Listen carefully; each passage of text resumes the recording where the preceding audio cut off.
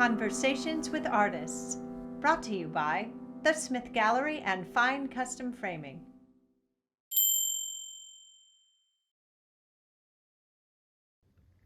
Hi, and thank you so much for joining us for Art Talks.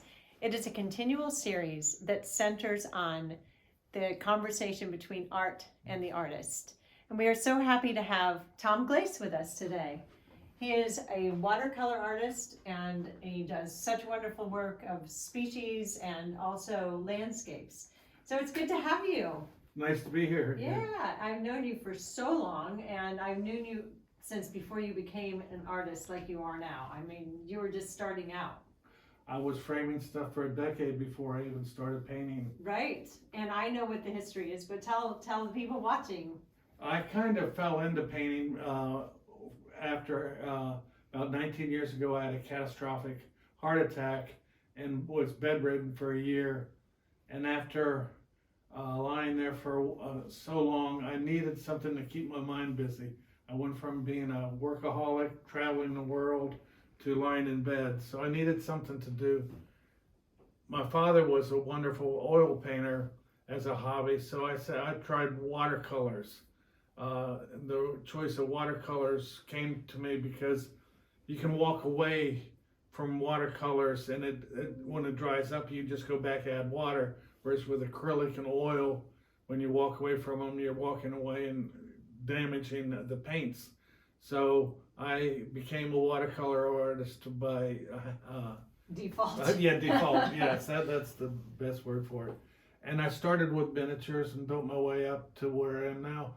And I'm doing well. I'm in galleries across the country. I know. In magazines. And magazines, yeah. Yes. And people collect your work. Yes. Which is really neat. Yes. In fact, we just sent 3 over to Holland recently. Yep. That were framed here before they were shipped. Which was so cool. But your technique, I guess, being a workaholic and then going to watercolor, you are still a perfectionist when it comes to the kind of work that you do, although you've been loosening up with some of your backgrounds. But I know that when you paint with a single lot paintbrush, or what do you call it? Most people think a number 3 brush is a small brush. I use a 007. A 007. How do you even measure that? You don't. You just count the hairs, which are about 7 hairs. Oh my gosh. But I didn't have any formal lessons, so I just kind of backed into what I was doing. And I'm very meticulous and detailed anyway, and so that's what I became. I started with miniatures, and I built myself up, and I started painting things I loved. What I love more than anything is creatures in the water. One of the things that I fell in love with was biological studies, which have been done since Audubon. Yes. And and you can see from my stuff over here the variety of fish. I do saltwater, freshwater. What you see now is small freshwater fish. The red fish there is some saltwater. It's a game. I do a lot of game fish. Mm-hmm.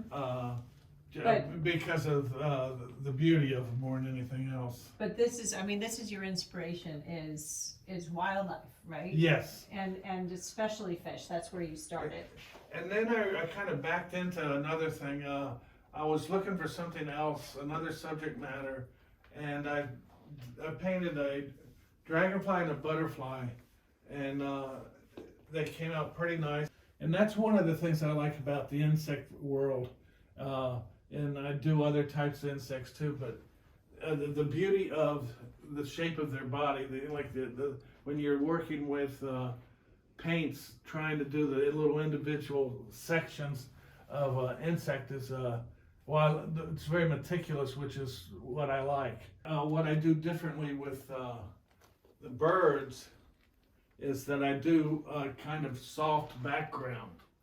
I like the background and the owl that you just saw. Oh yes, that one is amazing. The owl that you just saw there, you can see the background is a nice soft one, and it's totally different from what I do normally. Right. Well, yeah, you look at the difference between the entomology entomological study, The biological the study. biological study, and just something that has some background to it.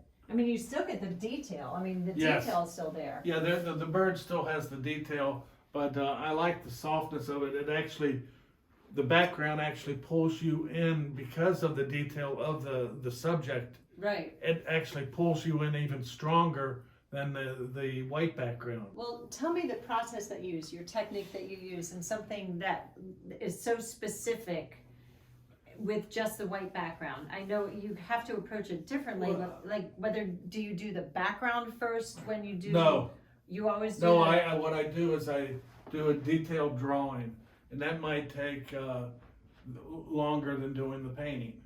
After I finish the drawing, I do a final drawing again on tracing paper.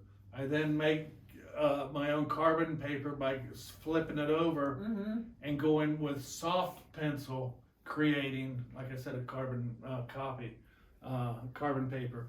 Then I take that over to what I paint on, which is watercolor board. I paint on watercolor board because I love moving the board around, whereas most watercolorists paint, usually at an angle, and they tape everything down to a board. I take the board on a flat drafting table and I turn it around. I paint as much upside down, sideways as I do right side up. And you can do that with watercolor board because it stays flat. Right. It doesn't crease or anything like that. Right, but I mean, your technique is amazing. I backed into it because, like I said, I just laid around and I wanted to do something, so I started painting just for a hobby. And then I had some people admire my work. I was fortunate enough to inherit some talent from my father. Right, and I know you do commission work, as you touched on before. Yes, that's probably my biggest piece of work is commissions. In fact, one of my latest commissions was right through this shop here. So galleries I like to work with and around the country and get commissions from them, from their customers. I do most of my commissions lately have been out of state and out of the country, but some of the most recent ones in this area I think have come from Smith Fine Arts. And I appreciate it. Yes, and it's been fun. I paint species. I started doing it for local in the Susquehanna River Basin for the fish, and same thing with the dragonflies, so local ones. But then I see something that this fish out of Japan, or the marble trout right up here. This is in Slovenia. That's the only place in the world it's found. It's in Slovenia, Northern Africa, Wow. in the Julian Alps. Well, it's been such a pleasure, and I am so glad that the audience can now learn about you and your technique and what inspires you. And I know that they will want to come in and see your work in person because there is truly nothing like it. Truly nothing like it. So thank you so much for joining us with Thom Glace, and I'm Debbie Smith with Art Talks. And we hope that when you come in to take one of these pieces for your piece, so it is found its forever home, that you will remember the conversations that we've had today. Until then, Art Talks to you. Art Talks.